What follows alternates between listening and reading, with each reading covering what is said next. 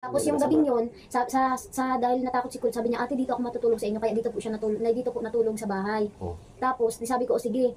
Tapos kinaumagahan, kinausap ko naman si Papa. Tapos yun nga, nag-iiyak na siya habang kausap ko. Yung buong gabi daw yun, di daw siya nagkatulog. Ginahasa daw. Ano yun, yung tinahawakan, ano ba yun? Hinipuan. Yun, yung Hello mga sangkay, mga kalingap!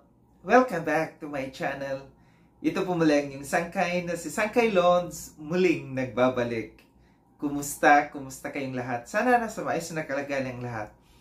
Dito sa Pilipinas or sa mga nasa ibang bansa, dobling ingat tayo, no? So, mega love shoutout sa inyong lahat sa Team Sangkay Original, Team Sangkay Sponsors, Team Kalingap, Kuya Val, Ate Edna, Kalingap Rob, sa lahat ng aking mga followers, supporters, and subscribers, sa mga lolos, lolas, FWs, and PWDs. Mega love shoutout sa inyong lahat, and of course, I love you all. Ayan. Mega love shoutout sa lahat ng aking mga sponsors, sa lahat ng mga nagmamahal kay Sangkay, and sa lahat ng mga nakasubaybay palagi, no? Sa lahat ng mga nagko-comment, nandito na naman tayo sa ating pabasa portion. Or pabati portion. Bakit kasi kung pabasa, no? Kasi parang Holy Week. Dito tayo sa batian portion. Yan. So, mega love shoutout kay Nikki D, kay Lucy Santolaha, Palabarn, taray, Palabarn talaga, Palabarn.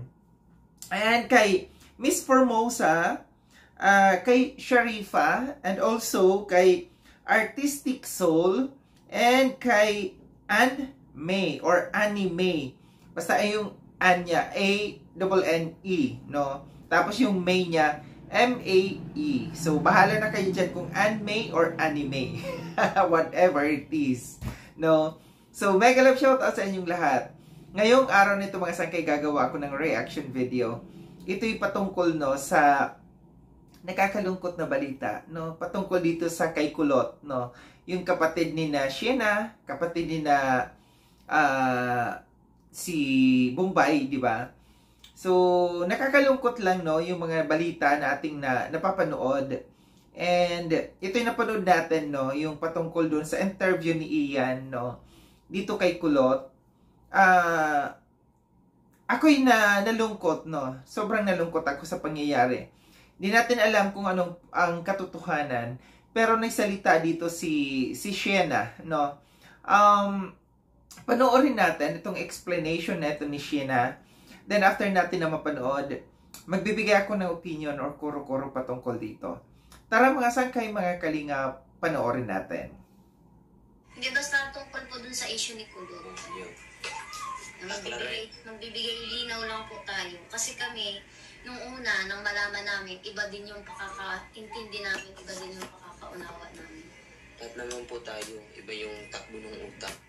Nung nagpunta kami dun, nagpunta nga kami, klaro nga namin yung yung issue, kung totoo ba talaga o anong dapat kung ano ba talaga yung yung totoong nangyari ko. Kaya, klaro rin po namin. Naawa na rin pa ako kay Papa. Si Papa po ang tinutukoy sa issue yan. Kaya ikaklaro po namin siya na yung tunay na pangyayari talaga. Para malaman po talaga ninyo kung... Kasi naawa kami kay Papa kagabi. Pumunta kami sa bahay alas 10 ng gabi. Punta po kami doon. Nag-chat sa akin si Kulot, sige daw ang iyak. Papa, pati si... Napanood daw po yung video. Papa, nahiya na rin po sa lugar nila. Lalo na po sa amin, kami ni Bilas, nahiya na rin po siya dahil bilang lalaki din po. Awa din po kami kay Papa. Kahit kami sampid lang din kay Papa, bilang manugang kami ni Papa. Nawa din po kami sa kanya. Inaaway nga po ni Madeline kagabi si Kulot. Sabi niya ay, linawin mo kasi yung yung kwento mo. Kawawan si Papa at siya ang nadidiin. Tapos ang sabi po ni Papa, ay sabi ko po kay Papa, mag-explain siya nung nangyari para maliwanagan. Tapos sabi po ni Papa, hayaan mo na kung yun ang nila, yun ang iniisip nila.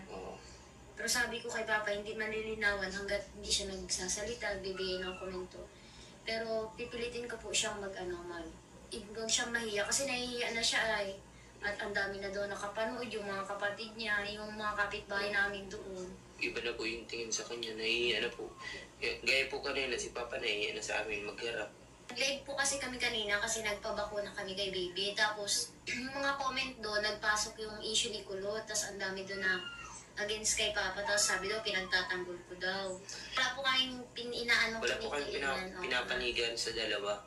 Sa gitna lang po kami. Kasi, nung una, nang malaman namin, yung utak namin, iba din yung nagpasok sa utak namin. Nalaman, alam din po niya yun, alam din ng mga kapatid ko. Si Bombay lang ang hindi kasi si Bombay ay hindi naman active sa ganyang ano. Si Bombay na ay layas, wala naman lagi. Lagi naman nasa labas. Kaya nung unang beses na malaman namin yun, iba din yung nagpasok sa utak namin. Tapos, nung kinausap na namin si Kulo, tapos kinausap namin si Papa, doon kami nalinawa na liwanagan kung ano ba talaga yung yung dahilan, kung ano ba talaga yung problema. Tapos sabi namin, yung pala yun, kala ko kung ano na, kala ko din ay masama. Kaya ang iniisip ng ibang tao ay iba. Ang dami pating nagko-comment ng negative. Akala po kasi nila pinagtatakpan namin yung issue ni Papa. Kaya nga po kami nag-video ngayon para linawin sa inyo kung anong tunay na nangyari talaga. Sabi doon ng nag-isang comment sa niya, Ate Sheena, napanood mo ba yung interview kay Kulot? Muntik na siya anuhin ng tatay mo. Sana bigyan ng aksyon. Yun kasi puro sila babae doon.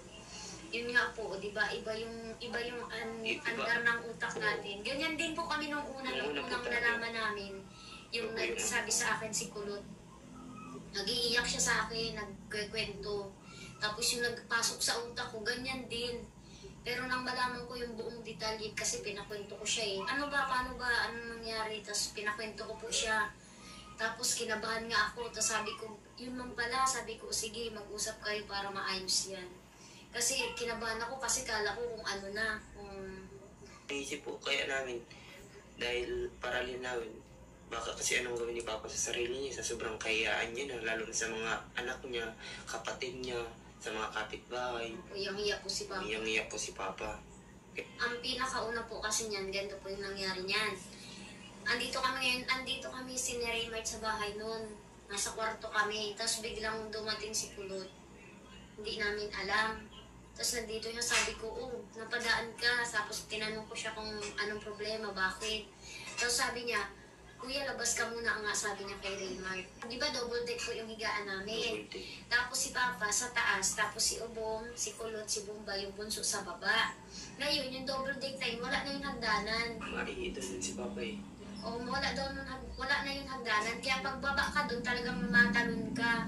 Tatama ka dun sa baba, dun sa higaan. Tapos ang higa nila, pag ano, hindi pahaba yung higa nila. Ngayon, parang baduy. ang nangyari doon, nagbaba si Papa nung time na yun. Tapos parang natabig niya si Kulot. Si Kulot naman, parang naalimpungatan. Tapos, parang nagitla siya, natakot siya. Tapos yung time na yun, patay yung ilaw kasi sanay silang matulog na patay ang ilaw sa loob. Kahit nandun naman kami. Kahit nung nandun po kami, talagang pinapatay nila yung ilaw. Pero sa salas hindi. Tapos, di naalimpungatan si Kulot. Pagbukas, binuksan daw ni Papa yung ilaw. Pagbukas ni Papa ng ilaw, nagsenyas siya kay Kulot kasi bigla daw nga nagkagising si Kulot. Nagsenyas siya kay Kulot. Hindi pa nag-iyak si Kulot nun. Nagsenyas siya na na ganyan. Nagtuturo siya. Ganyan. Tapos, na ganun. Akala ni Kulot kung ano na yung sinisinyas ni Papa. Doon siya natakot.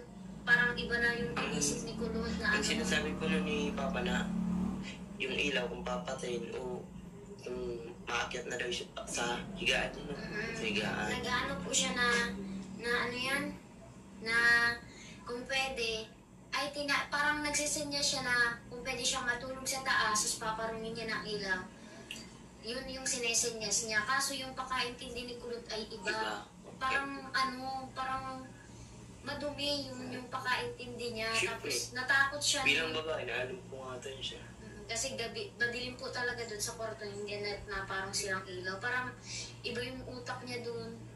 Tapos kinaumagahan, hindi na daw niya ginigirungan si Papa. Tapos, yun na, pagka umaga, nagpunta niya sa akin, nagkwento na. Tapos nag-iiyak, natakot daw siya kay Papa. Sabi ko, bakit ka natakot? Parang daw, nagsisinyas daw. Sabi ko, ano nagsisinyas? Nagaganan pa nga po ako eh. Ang ibig parang sabihin nun ni Papa, yung senyas niya, is kung pwede daw siyang Ako nga, matulog yung sa utak ko nga taas, takbo. tapos papalungin yung ilaw. Yun nga din ang anak ko agad yung takbo ng utak ko nung pagsabi ni Papang Sinyas na ganyan, ilaw. Tanagbukas baga siya. Sabay maganyan na daw. Matulog. Kahit po kami, nung habang nagkikwento si Kulot, nag-iiyak siya. Kasi si Kulot po talaga iyakin niya. Kahit huy-huyin mo lang yan, maiyak yan. Kahit kami, ang utak namin iba, kala namin kung ano nang ginawa ni Papa, kung ano nang nangyari. Ako yung una Kaya, din po. nung una, galit din ako kay Papa, sabi ko, Yung una din po, ano po kami kay Papa. nagalit ako Ako kasi. hindi naman po ako nagagalit noon. Iba yung ano ko sa kanya. Sabi ko, siya pang tinuring niya na magulang, siya pang gagawa ng ganyan. Yung isip ko din po, ganun din po. Nung na ipaliwanag din ni Papa yung pagpunta namin, nalinawan po yung isip ko. Ganun pala, mali yung ini-issue namin sa Tapos yung gabing yun, dahil natakot si Kul, sabi niya, ate, dito ako matutulog sa inyo, kaya dito po siya natulog sa bahay. Oh.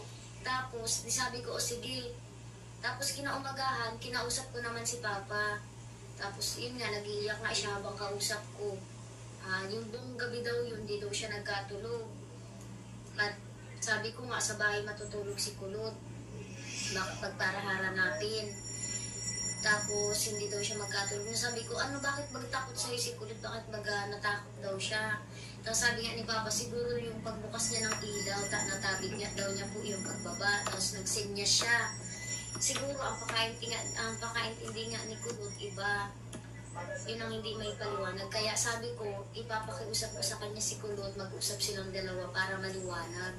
Tapos yun, nag-uwi kami sa bahay at nandito nga po si Kulot noon.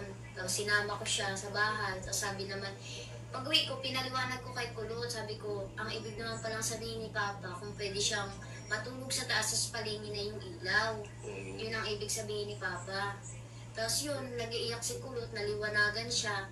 Nadala lang siya nung ano niya, yung emosyon niya, tsaka yung alimpungat niya, at natabig nga siya, madilim. Tapos bigla siya nagkagising.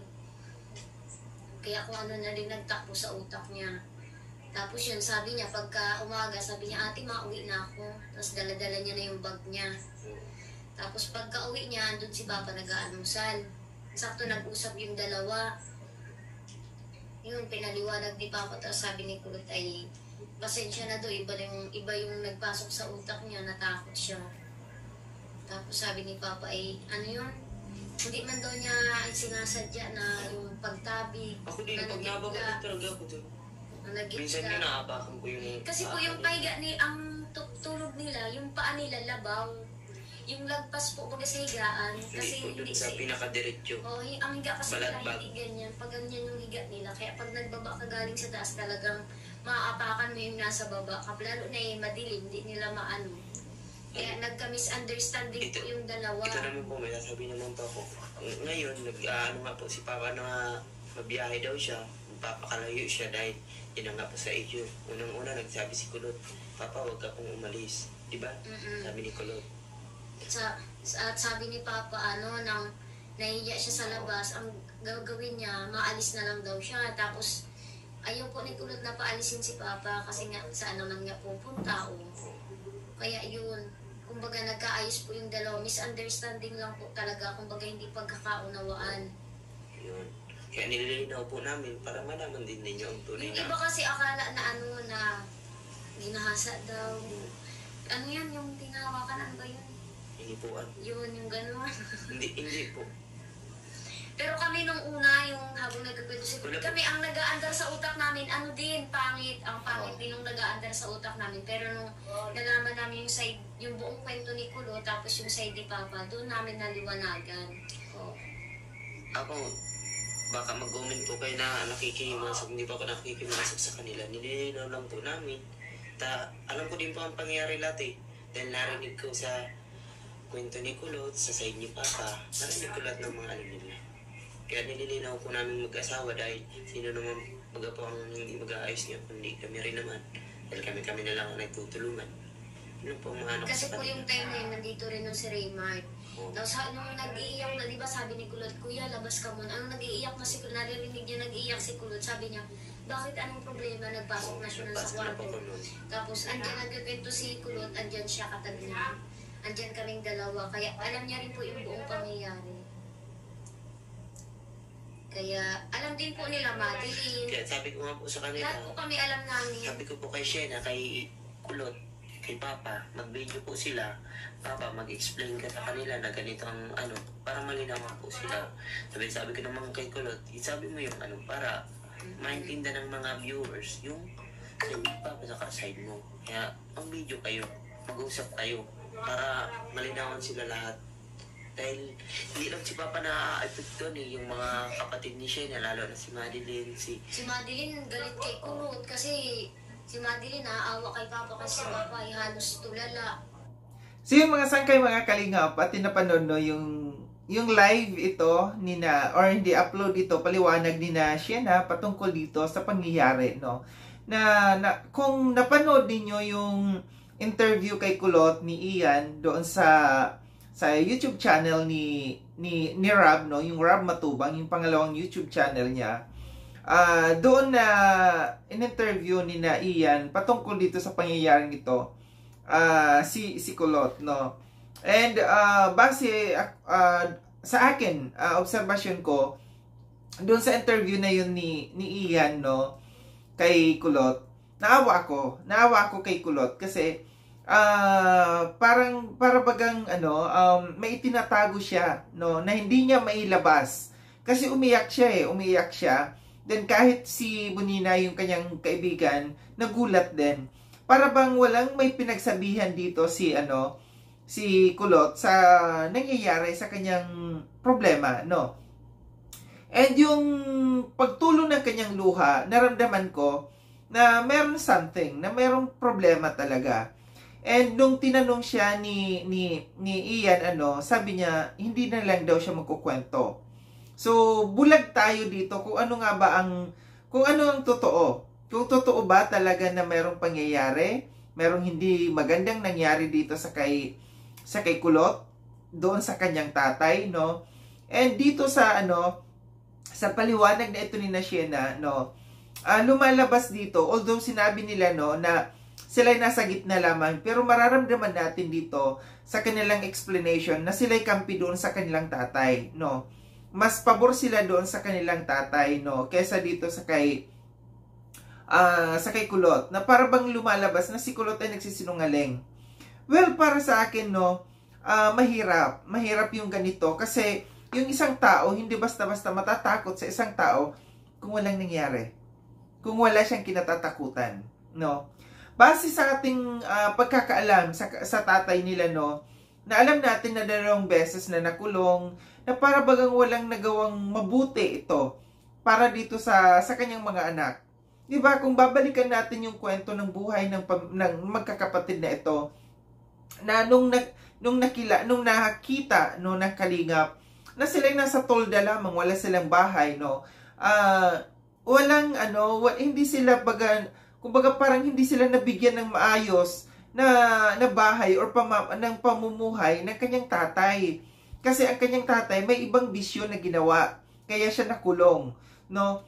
Kaya ako nasabi na walang nagawang mabuti ito para sa magkakapatid na ito kasi nung nakalaya na siya sa kulungan, gumawa na naman siya ng panibago, no, na problema sa buhay at nakulong ulit, 'di ba? Ganon ang nangyayari sa buhay niya.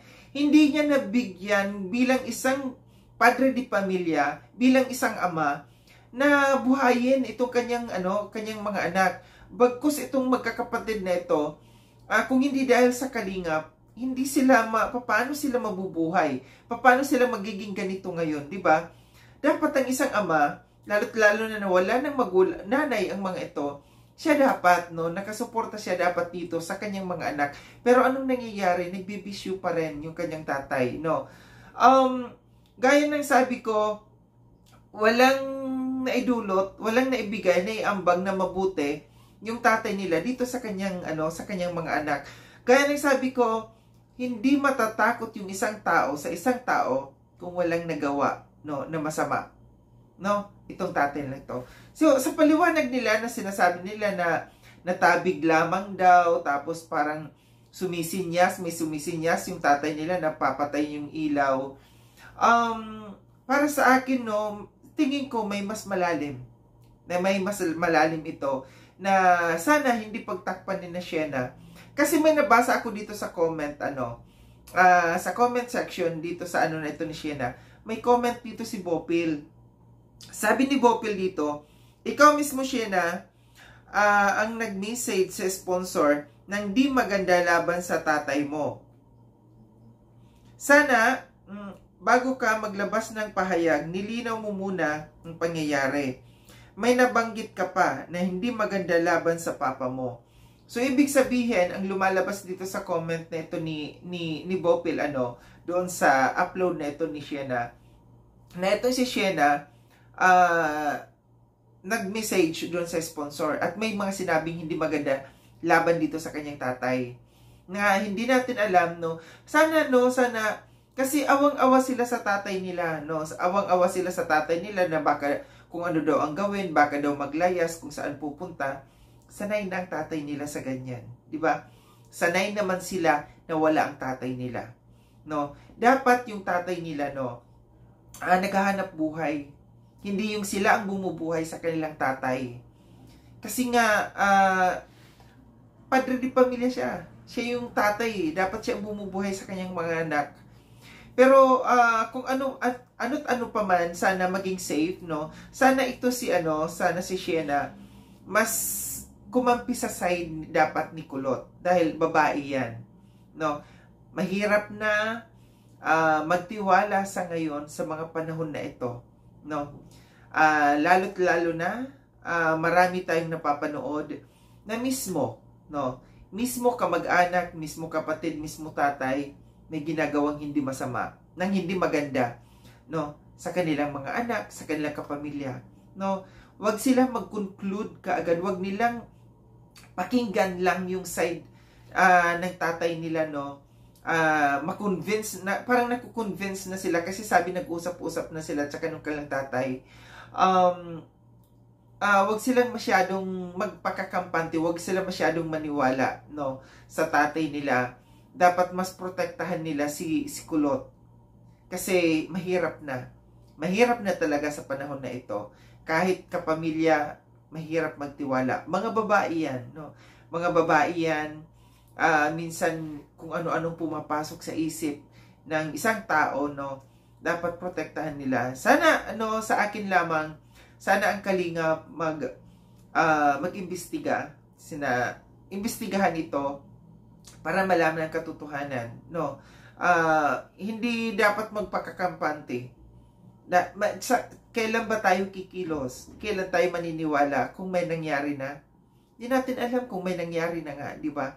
Kasi baka si Kulot takot lamang magsalita, Baka takot lamang magsalita, baka di ba yung usual na mga nangyayari, tinatakot, yung mga ganyan ng mga pangyayari, tinatakot na pag nagsalita ka, ganito ang gagawin, di ba? Dapat talaga may investigasyon na mangyari dito kasi hindi lalabas yung ganyan. Kasi makikita natin, ako naawa ako dun talaga sa kwento nung in-interview si Kulot ni Ian.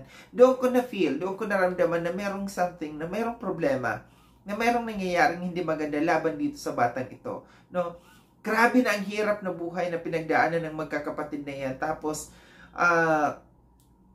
aanuhin lamang ng kanilang magulang pa nila, na dapat ang magulang silang poprotekta sa anak nila. Pero sa mga nangyayari, parang ang hirap magtiwala, di ba? Mahirap tayo mag-conclude, Hindi tayo basta-basta pwedeng mag-conclude. Ang sa atin lamang dito, dapat may protection, dapat na investigasyon na mangyari, para malumabas kung ano ang katotohanan, Dapat si Kulot, buti na lang, nandiyan si Ate Edna, nag-offer din daw kaagad si Ate Edna, na doon muna tumira si Kulot doon sa church kasi may mga kwarto-kwarto naman doon, which is yun ang maganda. Dapat ilayo, Dapat ilayo si Kulot muna doon sa bahay nila. Kita ko yung magkakapatid, parang may mga problema talaga si Shena, ibang-ibang itsura, napakapayat. Si Kulot parang ang payat din niya sa ngayon, So, yun lang yung sa akin dito, na mabigyan ng justice kung meron man nangyari, at dapat mailayo, si Kulot doon sa tatay niya. At ang tatay niya dapat magtrabaho. Dapat magtrabaho. Dapat siya ibubuhay sa kanyang mga anak. Kawawa yung mga bata kung walang kalingap. Kung wala talagang kalingap, kawawang-kawawa yung mga batang ito. So ito lang ang reaction patungkol dito, Sa mga hindi pa nakapag-subscribe kay Sangkay Lon, subscribe na po ako. Click yung notification bell para updated kayo sa lahat ng mga videos na aking gagawin. Like and share itong video na itong mga sangkay. Kita-kits tayo ulit sa susunod na video na aking gagawin. Ingat kayo sa ang dako ng mundo bang kayo naroroon. Paalam ng mga sangkay, mga kalinga, paalam.